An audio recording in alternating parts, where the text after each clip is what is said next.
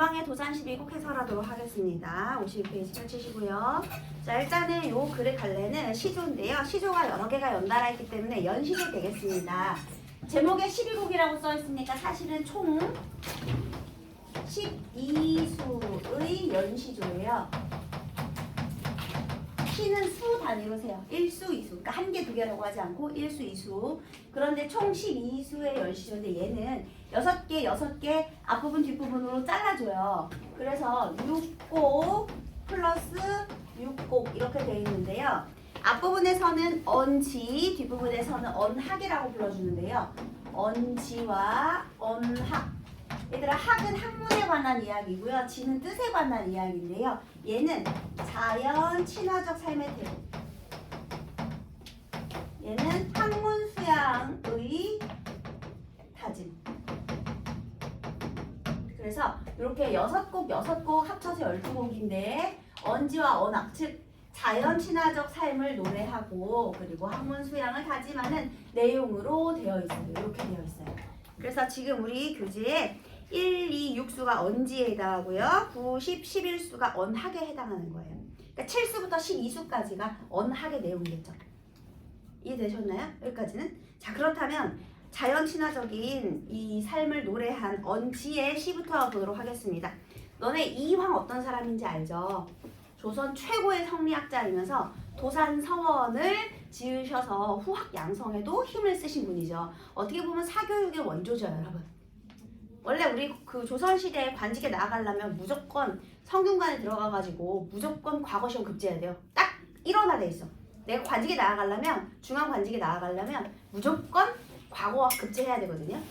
근데 이제 성균관 가기 너무 힘들잖아요. 그치? 그래서 이제 지방에 있는 애들은 교육 어떻게 할 거야. 그래서 이렇게 지방에다가 사교육, 도산서원 이런 거 만들어준 거야. 그래가지고 여기서 여러 가지 서원들이 생겨났죠, 여러분. 이황은 도산서원을 세우고 다른 사람도 다른 서원을 세워서 이제 학문을 공부할 수 있는 후학 양성에도 이렇게 힘을 보태신 그런 분입니다.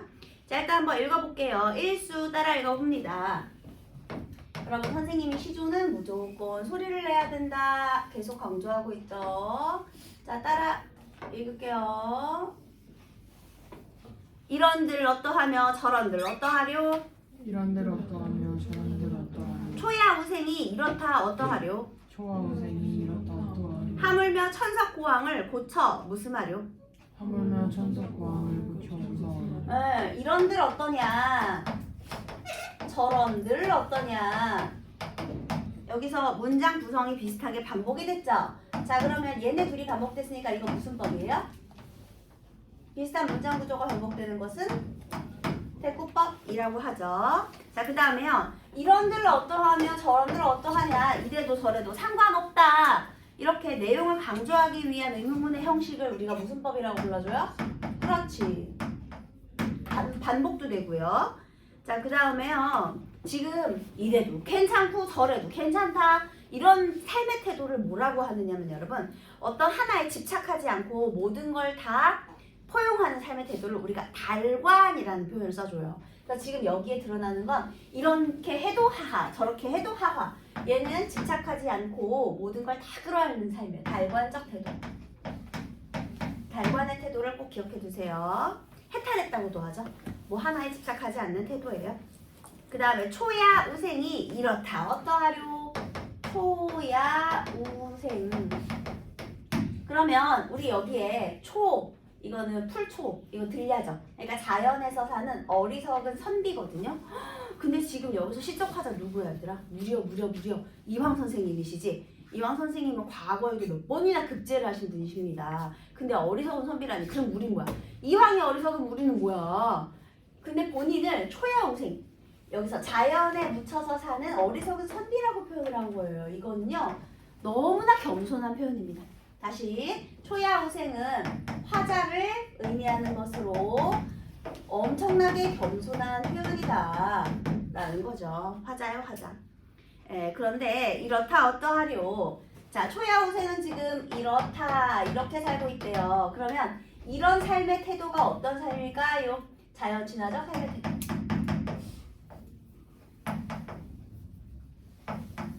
여기 또 하류 반복하고 있죠.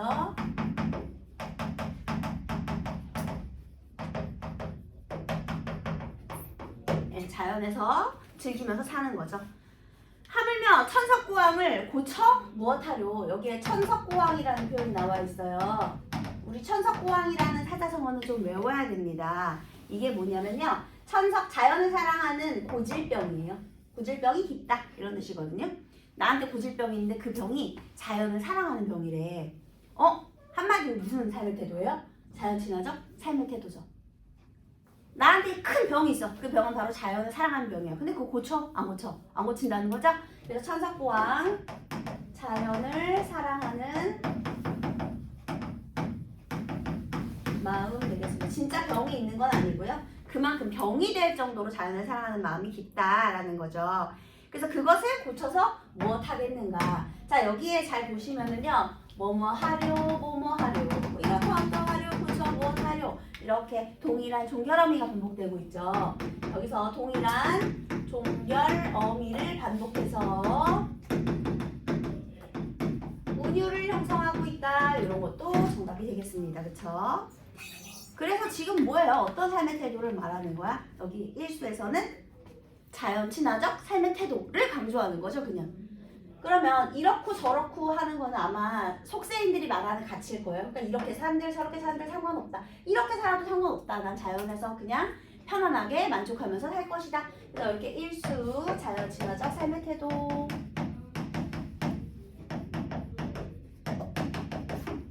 를 드러냈어요. 자, 이번에는 2수를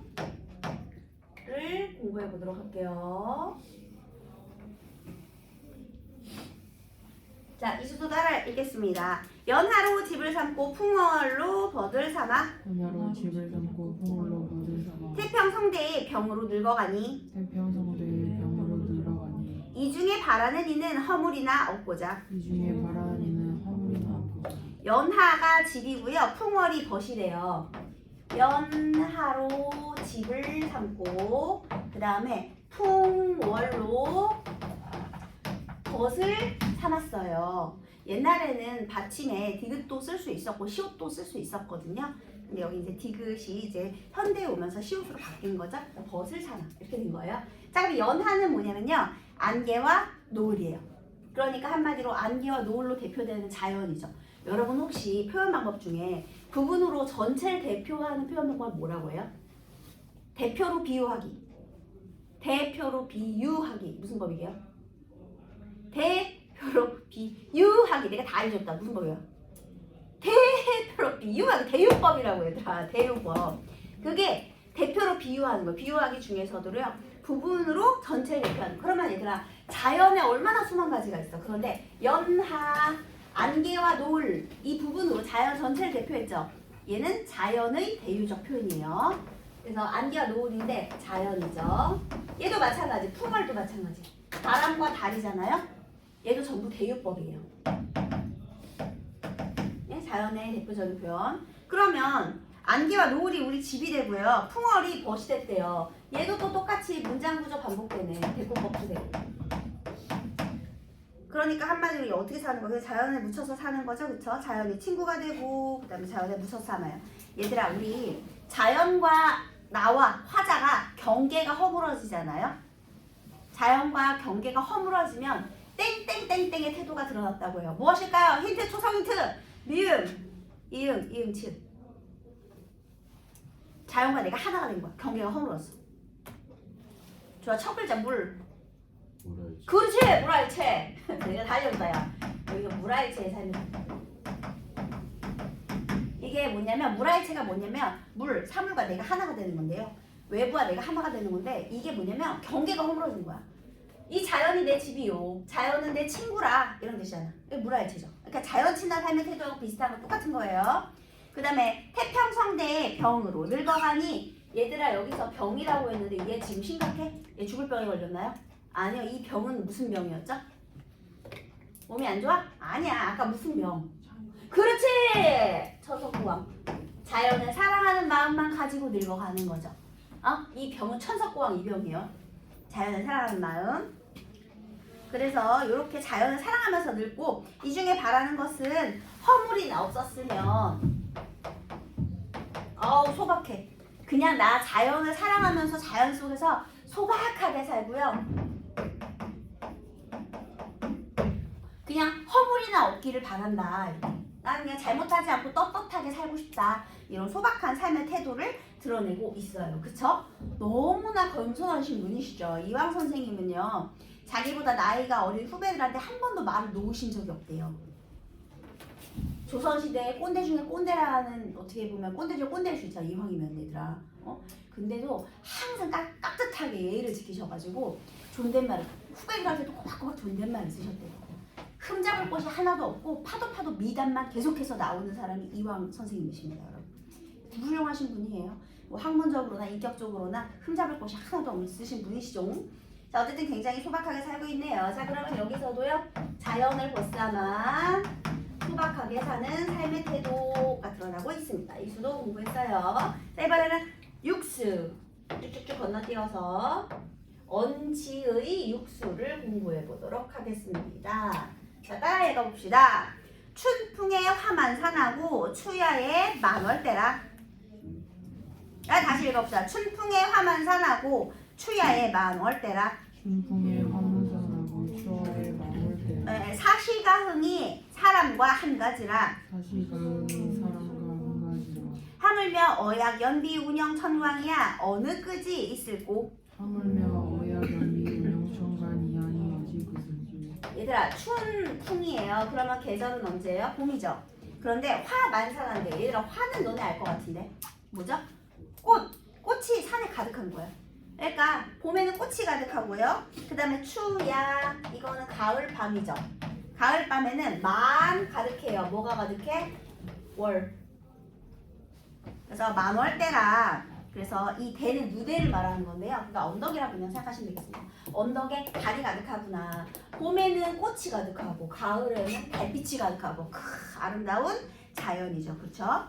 그 다음에요. 여기가요. 또 대구법. 그 다음에 봄도 나오고 가을도 나왔고요. 지금 사실 이 부분은요.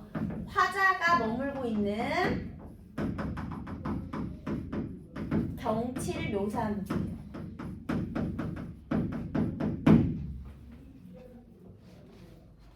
어디겠니? 도산이겠죠, 여러분. 도산서원이 여름엔 꽃이 가득하고요. 가을엔 달빛이 끝내준답니다. 그 다음에요. 사시가흥, 사계절의 아름다운 흥취입니다. 사시가흥, 사계절의 아름다운 이 자연의 흥취는 사람과 같다. 마찬가지다. 그러니까 이 사계절의 아름다운 흥이 나한테도 사계절 내내 흥을 돋궈주는구나. 이런 표현이죠. 그 다음에 그러니까 뭐예요? 이게 또 물알지. 왜냐하면 아름다운 자연과 사람이 흥이 한 가지니까. 그 다음에 하물며 어약연비 운영천광이야 어떻게 끝이 있겠는가 라고 했는데요. 요거는 주석이 좀 달려있죠. 어약연비 물고기가요 막 뛰어 이렇게 점프를 해서 뛰어요.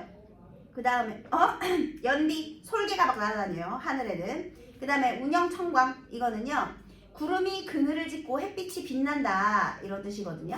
한마디로 존나 아름다운 자연 얘들아. 이거 그냥 뭐 이렇게 길게 해석할 필요 없지. 엄청나게 그냥 아름다운 자연이에요. 뭔지 알겠죠? 밑에는 막 물고기가 뛰어들고 하늘에는 막 새가 날아다니고 그 다음에 막 구름이 그늘 짓는데 거기 햇빛이 빛나고 난리가 났네요. 그냥 아름다운 자연 경관. 아름다운 자연의 경관. 잘 미라고 쓴 거예요. 네, 그래서 이렇게 아름다운 자연이 끝이 있겠느냐? 이게 어떻게 끝이 있겠는가? 어디 끝이 있을 거거든요. 그 이 아름다운 자연은 끝이 있다 없다? 없다. 무슨 법? 그렇지. 설의법을 통해서 자연의 아름다움을 강조하고 있는 거죠. 한마디로 이렇게 사계절 내내 아름답고 어떻게 이게 끝이 있겠는가? 그러니까 사계절 내내 계속 아름답다는 건 영원히 끝나지 않는 아름다운 자연이죠. 그래서 영원한 자연미. 영원한 자연의 아름다움. 그래서 이렇게 자연의 아름다움을 쭉 얘기했어요. 자, 이번에는 학문 수양의 태도를 담은 언학 6곡 중에서 구수부터, 그러니까 언학 세 번째 작품 구수, 언학 3라고 되어 있죠. 요거부터 읽어보도록 하겠습니다. 자, 따라 읽어봅시다. 고인도 날 못 보고 나도 고인 못 배. 여러분 이 있잖아요. 언학 3, 4, 5 이거는요. 학교 시험 볼 때요. 선택지로 진짜 자주 나와요. 이거 안 배우거든요. 학교에서. 근데 왜 있잖아. 다음 중 표현 방법이 유사한 것, 정서가 유사한 것 이거 볼 때 시각 선택지로 5개가 나오잖아. 거기에 꼭 껴 들어가는 거예요. 얘는 100% 나와. 100%. 그냥 선택지로 나와. 선택지로. 안 가르쳐도. 알았지? 그러니까 진짜 중요해요. 자, 한번 다시 읽어봅시다. 크게 읽으세요. 고인도 날 못 보고 나도 고인 못 배. 고인도 나를 못 보고 고인도 나 못 보고 고인을 못 봐도 여전길 앞에 있네. 고인을 못 봐도 여정길 앞에 있네. 여전길 앞에 있거든 아니냐고 어쩔고. 여정길 앞에 있거든 아니냐고 네, 자 여기에서요.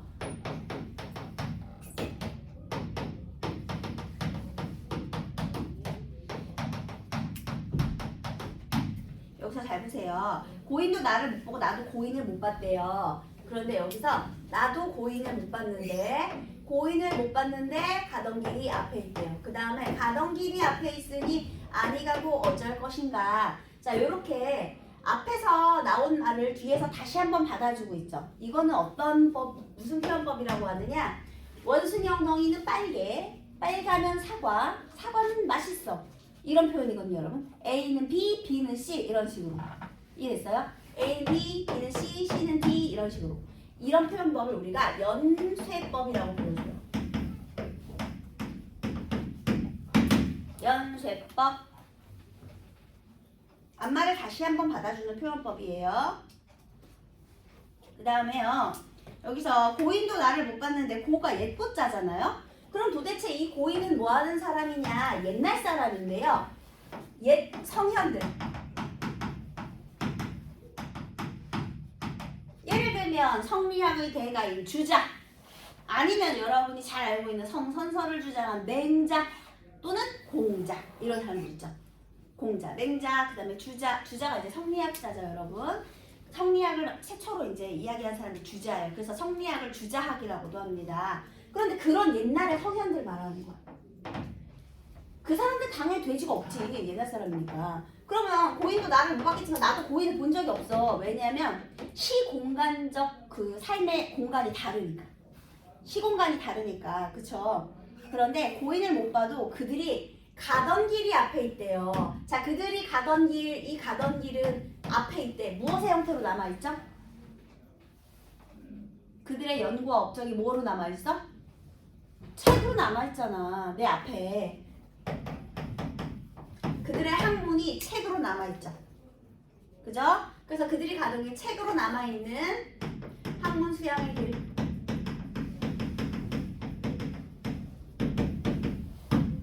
그러니까 그들이 가던 길이 앞에 있으니 아니 가고 어찌할 것인가. 한마디로 어떻게 하겠다. 그 책을 보면서 학문 수양의 의지를 가지고 있다라는 것이죠. 이해됐어요? 그러니까 책을 통해서 만날 수 있잖아요. 그죠? 우리 옛날 사람과 직접 못 만나도 그들이 가던 길은 책을 통해 만날 수 있어요. 그래서요, 옛 성현들의 삶을 따르는 학문 수양에 대한 의지가 우리 구수 되겠습니다. 얘들아, 그럼 구수는 자연 친화하고 관련이 있다 없다? 없지? 이거 자연 친화적 삶의 태도 아니에요. 학문 수양을 다짐하는 거예요. 학문 수양에 대한 의지.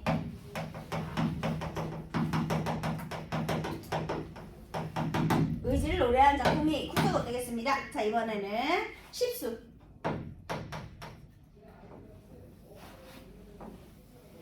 언학 네 번째 작품 따라 읽어볼게요. 정신 차리세요. 당시의 여전기를 몇 해를 버려두고 당시에 여정길에 몇 해를 버려두고 어디가 다니다가 이제야 돌아오고 어디가 다니다가 이제야 돌아오고 이제야 돌아오나니 연대 마음 바로리. 이제야 돌아오니 인대의 마음으로 야, 당시의 여던길. 얘들아, 그 여던길은 아까 어떤 길이에요? 이 여던길 학문 수양의 길이죠, 여러분. 그쵸? 당시 과거에 내가 이 여던길, 이거는 학문 수양의 길 했던 길을 몇 해를 버려뒀대요. 그러면 한 최근 몇 년 동안 다른 길을 갔다는 거야. 어디가 다니다가 그러면 그 몇 년 동안 어디에 가서 다녔을까요? 얘가 뭐 했을까? 학문 수양 안 하고. 이 어디는 여러분 놀라지 마세요. 벼슬길입니다. 벼슬길. 그러니까 얘가 무슨 풍류를 즐겨서 뭐 여자한테 빠졌거나 도박을 했거나 이런 게 아니에요, 여러분. 무려 이황 선생님이시잖아요. 그래서 어디를 가서 다니다가 이거는 이제 벼슬길. 나쁜 짓이 아닙니다. 얘가 또 관직에 오래 있었잖아요. 그래서 벼슬길을 하다가요. 이제야 돌아왔나? 이제 돌아왔대요. 그럼 당시하고 이제. 당시에 여던 길 이거는 학문수양의 길이고요. 여기서 이제 내가 이거 과거죠. 그 다음에 어디 중간 과정. 그 다음에 또 이제 다시 또 돌아왔다는 거죠. 관직에서 물러나서 다시 학문수양에 힘쓰게 된 거거든요. 이해됐어요? 그래서 어디가 다니다가 이제 다시 돌아왔는가. 옛날에 과거에도 내가 학문수양에 힘썼었고요. 그 다음에 여기다가 쓰니까 헷갈려 보이네. 여기다가 네. 당시에도 학문수양을 했었고 이제 다시 학문수양을 하겠다는 겁니다. 이제 돌아왔으니 이제야 돌아온 거 이제야 돌아오느니 얘들아 얘도 무슨 법이에요? 무슨 법이죠 여기도? 얘도 연쇄잖아요. 이제야 돌아왔는가? 이제 돌아왔으니 면대는 딴 데거든요. 딴 곳에 마음 쓰지 않겠다. 딴 곳이 어디겠어요? 이거겠죠. 벼슬길. 그래서 다른 데는 마음 쓰지 않겠다라는 거죠. 그래서 다시 한번 또 뭘 강조하는 거예요? 학문 수양을 다짐하는 거죠. 그죠? 그래서 여기서 또 학문 수양.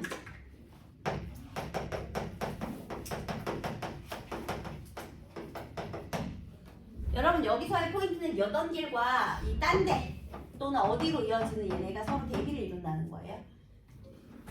학문 수양의 길은 뭐냐면 자연 속에서 심신을 단련하는 거 있잖아요. 자기 개발에 힘쓰고 인격 도야에 힘쓰고 그런 걸 말하는 거예요. 자 이번에는 11수 언어 5번째 읽어보도록 하겠습니다. 따라해주세요. 청사는 어찌하여 만고에 푸르르며 청소는 어째요 만고에 푸르르 유수는 어찌하여 주야에 그치 아니는고 유수는 어째요 우리도 그치지 마라 만고성청홀이라. 우리도 그치 마라 만고성청 얘 잘 보세요 여러분. 청사는 어찌하여 만고 그러니까 만고 오랫동안 푸르르며 유수 흐르는 물은 어찌하여 주야 밤낮으로 그치지 아니하는고 라고 했어요. 그러면 얘들아 여기서 청산과 유수를 내가 지금 보고 있다고 볼 수 있니? 잘 보세요. 이 개념을 잘 이해해야 돼요. 내가 청산과 유수를요 직접 보면서 풍류를 즐기는 거예요?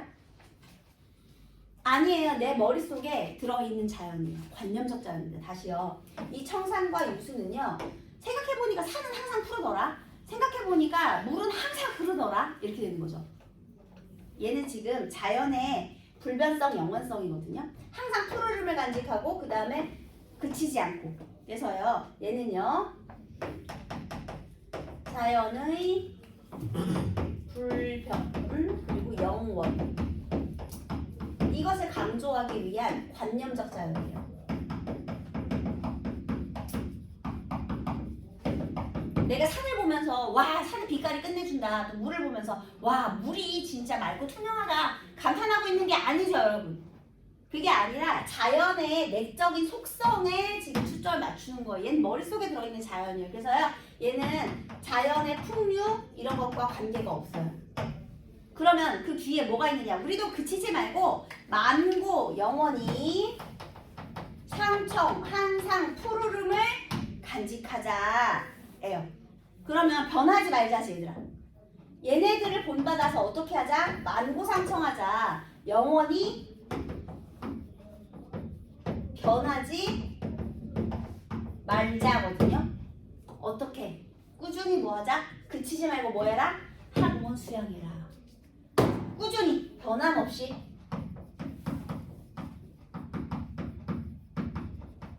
학문 수양에 대한 다짐이에요. 우리 내신 시험에요. 자연 친화적 삶의 태도와 관련된 문제가 반드시 나옵니다. 이별의 정함과 자연 친화는요. 고전 시가 중에서 우리 1학년 내신 시험의 주제예요, 여러분. 자연 친화하고 그 이별의 정함은요. 그러면 이제 자연 친화적 삶의 태도가 나왔어. 그럼 이제 다음 주 시적 하자의 태도가 유사한 것을 골라라 이런 문제가 나오는데 요 놈이 미끼로 많이 나옵니다. 이 미끼지 미끼. 여기 산이랑 물이 나오니까 이거 자연 친화인가 보다 하고 답을 고르면 틀리는 거예요. 왜? 이거 자연 친화적 삶의 태도를 강조하는 게 아니야. 뭐 하라는 거야? 자연을 본받아서 우리도 끊임없이 뭐 하자? 학문 수양하자. 그래서 선생님 다시 한번 얘기하지만 자연을 즐기는 자연 친화, 뭐 풍류, 자연을 즐기는 삶의 태도 이거 안 된다고요. 그럼 뭐라고요? 학문 수양의 삶의 태도라고요. 산이 변하지 않고 물도 그치지 않듯이 우리도 저 자연을 닮아, 그러니까 본받아야 할 자연인 거죠. 이 자연을 닮아 끊임없이 학문 수양하자라고 얘기하는 거예요. 알겠지? 근데 나중에 자연 친화적 삶의 태도에서 이거 고르면 안 돼. 우리 배웠으니까. 얘는 학문 수양이에요. 만고상청 항상 푸르름을 지키자. 학문 수양에 대한 의지 되겠습니다. 알겠죠? 자, 이제 답을 한번 맞춰볼게요. 이 작품에 대한 설명으로 적절하지 않은 것은 1수에서는 화자가 생활하는 공간을 드러내고 지향하는 삶의 자세를 제시하여 주제의식을 환기한다 하고 어때요? 1수 공간 어때요?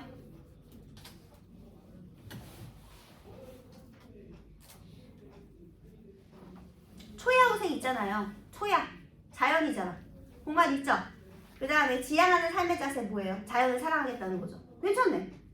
자연에서 그 다음 2수에서는 1수에 나타난 삶의 자세를 다시 얘기한 후 소망하는 바 맞죠? 내가 자연에서 즐겁게 살면서 소망하는 바는 뭐예요? 허물 없이 살길 바란다. 자 6수에서는요 화자가 인식할 시간을 점층적으로 확대하면서 자연 친화적 삶의 추구라는 주제를 씌웁니다. 봄, 가을 그리고 4계절 점층적 확대 괜찮죠? 자연 친화 괜찮습니다. 그 다음에 9수하고 11수 언학 4, 5번인데요. 화자의 시선에 포착된 장면을 이야기함으로써 주제의식을 강조한다. 선생님이 말했지만 청산과 유수를 지금 본 거예요? 아니에요. 머릿속에서 생각을 하는 관념적 자연입니다. 그래서 틀렸습니다. 그 다음 10수에 제시한 삶의 지향을 11수에서 반복적으로 언급함으로써 계속해서 학문 수양을 강조하고 있죠. 맞는 소리예요. 그 다음 9수와 10수에 대한 설명으로 틀린 것을 골라봅시다. 9수는 유사한 문장 구조를 반복하여 맞죠? 나도 뭘 하고 쟤도 뭘 하고 그쵸? 그 다음 10수는 시간과 관련된 표현을 사용하여 상황 변화의 기점을 강조하고 있다. 당시 그리고 여기 이제 상황 변화의 기점 이제 열심히 다시 하겠다죠. 그러니까 맞죠? 맞는 소리예요. 그러니까 내가 처음에는 학문 수양에 힘썼는데 이제 벼슬에서 좀 세속적인 가치 공명을 위해 힘쓰다가 이제 지금부터는 다시 학문 수양에 힘쓰겠다 이렇게 되는 거니까요. 9수와 10수는 모두 부정 표현을 사용하여 반성하는 자세를 드러내었다. 반성하지 않았어요. 얘는 잘못한 것도 없어. 반성 틀렸습니다. 얘 틀렸네 4번. 9수와 10수는 모두 앞구절의 일부를 다음 구절에서 반복해서 내용을 연결했다. 이게 연세법에 대한 설명입니다. 맞는 소리예요. 자, ABCD 2를 이해한 내용으로 적절하지 않은 것은 A의 행위의 주체는 고인이다. 맞아요. 그 가던 길은 그들이 가던 길, 고인을 못 봐도 고인이 가던 길, 행위의 주체 고인 맞네요. 그리고 B와 C의 행위의 주체는 화자이다 했는데요. B는요, 그들이 가던 길, 그러니까 고인이 가던 길. 이거 행위의 주체 고인이네. B 때문에 틀렸네. 그 다음에 C는요, 아니 가고 어쩔 것인가, 이건 내가 가는 거니까 C의 행위의 주체는 화자가 맞는데 B가 아니라서 틀렸어요. 그죠? 고인이 가던 길이니까 얘 성현들이 다짐하던 길. 그 다음에 C의 그때 아니 가고 어쩔 것인가, 얘는 학문 수양 한다는 것이고요. D 당시에 가던 길, 얘도 학문 수양하던 길. 그래서 같은 의미가 맞고요. D의 려다는 A와 B를 따르려는 의지가 반영된 결과이다. 이거는 고인들의 가던 길, 그게 A, B잖아요. 고인들이 가던 길을 따르려는 의지, 괜찮죠? 그 다음에 D에는 긍정적인 의미가, 그리고 E는 부정적인 의미가. 왜냐하면 벼슬을 다니는 거니까요. E는 부정적인 의미가 맞죠? 그래서 정답 2번이었고요. 자, 보기 보겠습니다. 문학 작품을 감상하는 과정에서 독자는 작품에 제시된 대상이나 상황 간의 관계를 파악함으로써 내용을 더 잘 이해할 수 있다. 그래서 이러한 방식을 통해 학문의 길을 걷는 사람이 지녀야 하는 올바른 삶의 태도를 발견할 수 있다. 1번, 구수에서는 고인과 만날 수 없지만 학문 수양이라는 여던길을 매개로 고인을 따르겠다는 화자의 의도 괜찮죠? 그리고 10수에서는 당시에 가던 길, 그리고 딴 데가 대비되어 학문 수양에 힘을 쏟겠다는 의지가 드러난다. 당시의 가동길은 항문 수양의 길이고요. 딴 데는 세속적인 길이니까 벼슬의 길이니까 맞습니다. 십수에서는 몇 해를 버려주었던 과거와 이제가 대조를 이루며 자연 속에서의 삶보다 학문에 정진하는 삶의 가치를 두려워하는 화자의 태도가 드러난다. 얘들아 여기서 뭐가 틀렸죠? 자연 속에서의 삶보다가 틀렸죠. 자연 속의 삶이 아니라 벼슬길이잖아. 벼슬보다 학문 수양의 길에 힘쓰겠다. 그러니까 심성을 정진하는 데 힘쓰겠다. 이거죠. 자연 속에서. 그래서 이게 그 자연 속의 삶보다 이게 틀렸어요. 속세에서 벼슬하는 것보다 예요. 또 11수에서 만구상청하리라. 과거에 평생을 걸쳐 학문을 갈고 닦겠다는 화자의 의도 괜찮죠? 그 다음에 청산과 유수의 속성이 우리도 그치지 않겠다는 다짐과 연결돼서 학문에 전진하겠다는 자세가 되겠습니다. 맞는 소리예요. 자, 여러분 여기서요. 자연의 아름다움을 드러내는 사자성어가 아닌 것은 했는데요. 산자, 수명 이것도요. 그 다음에 연하, 일희, 청풍명을 항상 풀어. 이거 다 자연이거든요, 여러분. 자세히 보면 산도 있고 수도 있고 연하 아까 안개 노을 배웠잖아. 일희는 빛나는 햇빛이고요. 청풍명월 이것도 바람, 달, 강산, 풍월 이것도 산, 바람 뭐 다 있어요. 달도 있고요. 그런데 빙자, 옥질은 뭐냐? 이거는 빙자 이거는 그 얼음같이 맑은 살결. 그 다음에 옥질 그러니까 그 얼음같이 맑은 자질 그리고 옥 같은 자질이에요. 그 자질이야. 얼음 같고 옥 같은 자질이거든요. 그럼 얼음 같은 자질은 맑고 깨끗한 거. 그 다음에 옥 같은 자질은 그 아름다운 자질. 그러니까 뭐냐면 용모와 재주가 뛰어나다 할 때 빙자 옥질이라고 해요. 여러분 적어보세요. 용모와 재주가 뛰어남.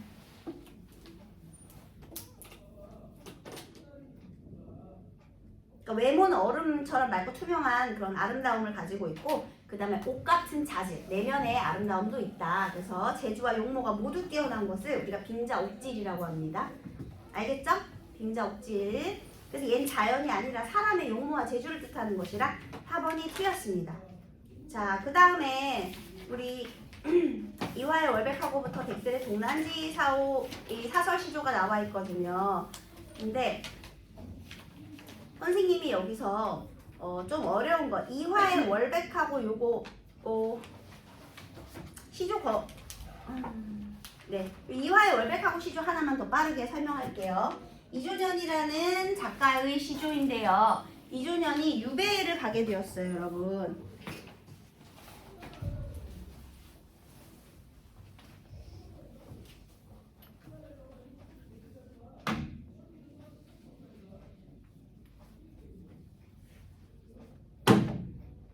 유배를 가면 내가 걱정이 많아서 잠이 잘 안 오겠죠? 얘는 유배 문학입니다. 이걸 꼭 아셔야 돼요. 아마 이 이조년의 시조 관련된 내용이 나오면 보기로 이조년이 유배 상황에서 굉장히 시름이 많았다는 내용이 나올 확률이 높습니다. 일단 이렇게 되네요. 이화의 월백하고요.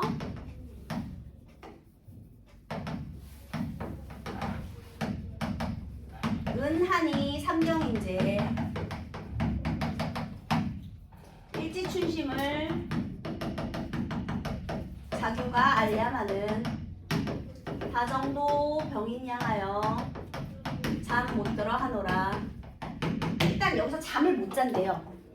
내가 잠을 못 잔다는 건 두 가지 이유가 있거든요. 왜 잠을 못 자느냐? 첫 번째, 자연이 너무 아름다워서. 두 번째, 한스러워서. 요거 두 것 때문에 잠을 못 자요. 자, 다시 보세요. 일단 이 화가 백꽃이거든요. 여기 백꽃은 여러분 선생님이 봄의 계절감을 알리는 그런 여러 가지 자연 소재들 중에서요. 선생님이 벚꽃 그리고 도화, 행화 이런 얘기 했었죠. 도화, 행화가 복숭아꽃, 살구꽃이에요. 근데 그게 벚꽃 같은 똑같은 이미지거든요. 근데 우리나라에 백꽃도 있어요. 백꽃은 뭐냐면 흰색이야. 이번에. 그 복숭아꽃, 살구꽃, 벚꽃하고 비슷해요, 여러분들. 벚꽃은 크고 이파리 그 꽃잎이 많다면 백꽃은 걔보다 좀 조그맣긴 하죠, 벚꽃보다는. 근데 어쨌든 그런 꽃잎인데 굉장히 하얘요, 하얘. 이화는 하얀 꽃이에요, 예쁘고요. 자, 그러면 지금 여기 이화 흰색이죠, 흰색. 봄의 계절감 그리고 백색의 이미지. 게다가요 월백이라는 것도 달이 하얗게 빛나는 거죠. 여기 지금 달이요. 달이 보름달일 수도 있지만 여기에 여러분이 동그랗게 쓰면 동그랗게 그리면 달인지 잘 모르잖아요. 그래서 여기 일단 이렇게 지금 이 하얀 배꽃에 흰색 달빛이 이렇게 쏟아지고 있어요. 게다가 은하는 뭐냐면 은하수예요. 얘도 흰색이죠. 전부 다 무슨 이미지? 백색의 이미지. 시각적인 심상이 두드러지죠. 은하수는 은하니 은하수예요, 여러분. 여기 또 은하수가 또 여기 이렇게 은하수가 또 여기서 반짝반짝반짝 빛나고 있어요. 그래서 굉장히 아름다운 지금 봄 밤의 모습을 드러내고 있습니다. 삼경은요, 밤 11시에서 1시 사이니까 밤 12시쯤 아주 깊은 밤을 말해요. 그래서 여기서 봄 밤의 서정, 아름다운 정서예요. 그래서 되게 예쁘죠? 그때가 하얗게 눈이 부시게 빛나고 있어요. 밤인데요. 그쵸? 그런데요, 일지춘심이 뭐냐면 하나 나뭇가지의 어린 봄 마음이거든요. 이거요. 이 나뭇가지의 어린 봄의 마음을 자규가 알겠느냐마는, 자 여기서 자규는 뭐냐면요, 자규는 소쩍새예요. 근데 예로부터 소쩍새가 소리가 굉장히 구슬프고 얘네들이 야행성이 척이 깊은 산에서 소쩍 아니면 쩍똥 우는데 그 소리가 되게 구슬프대요. 그래서 이 자규는요, 일단 청각적인 신상인데 한의 상징이에요. 그러니까 배경음악으로 구슬픈 이별 노래가 지금 들려오고 있다고 생각해보세요. 자, 이 한은 무엇과 관련이 있을까요? 유배상어. 내가 이렇게 지금 슬프다는 걸 얘가 알고서는 배경음악으로 이렇게 깔아주느냐마는 시각과 청각이 두드러지고 있죠. 다정도 병인 양하여 잠 못 들어 하노라. 그래서 내가 잠 못 드는 이유는 이거 두 개 다예요. 그래서 봄밤의 주제는 봄밤에 느끼는 서정성과 애상과. 애상이 뭐냐면 쓸쓸한 거예요. 외롭고 쓸쓸한 마음. 슬프고 쓸쓸한 마음을 우리가 애상이라고 합니다. 그럼 여러분 여기서 자연을 즐기고는 있는데요. 풍류를 즐기는 거니 이거? 이거 풍류를 막 즐겨요? 아니지. 풍류를 즐기는 건 아니에요. 내가 유배지를 와가지고 굉장히 슬픈데 그래서 밤에 지금 잠이 안 오는 거야. 우리 이런 걸 뭐라 그러느냐? 전전단측이라고 해요. 잠이 안 와서 전전단측. 고민 때문에 잠을 못 이룸. 그게 전전단측이거든요. 막 몸 뒤집으면서 막 뒤척뒤척 하는 거야. 고민이 많아서 잠이 안 오는데 그 와중에 또 이 자연은 예쁘네. 그래서 더 슬프네. 이런 뜻이에요. 뭔지 알겠죠? 뭔지 알겠죠? 그래서 이건 봄밤의 애상적인 정서가 주된 정서라는 거. 이것도 자연 친화에서 골라내야 되는 작품 중에 하나입니다. 조심하세요. 슬픔이에요. 유배지니까 마음 편하게 즐길 수가 없어요. 여기까지 할게요.